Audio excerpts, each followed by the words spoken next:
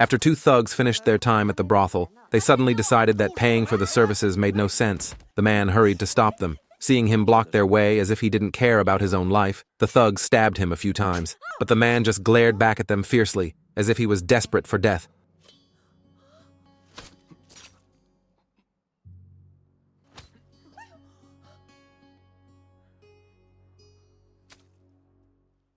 Shocked, the thugs quickly threw down the money and ran. The truth was, the man had practiced swordsmanship since childhood and was known in the martial world as the sword god, but his father treated him like a weapon for killing. Over the decades, more than 100,000 people had died by his hand. Even retired swordmasters still forced him to fight. Although he refused again and again, his father's cold demands left him no choice but to finish the fight. At that moment, two women rushed out of the house and attacked him repeatedly, but they couldn't harm him at all. The man, unwilling to cause more deaths, only defended without striking back. After a brief clash, one woman managed to cut his cheek. The guards saw this and immediately charged forward, killing both women in an instant. Then a small boy rushed out with a wooden stick. The man's father ordered him to leave no loose ends. After everything that happened, the man was filled with guilt and regret. On the day of his wedding, he abandoned his beautiful bride and drowned himself in alcohol. He wandered into a brothel and stayed there for 5 days straight. Seeing that he had no money and no name, the madam gave him the nickname Useless Ben and assigned him to empty chamber pots for the women. Despite constant insults and mockery, he never responded. One night,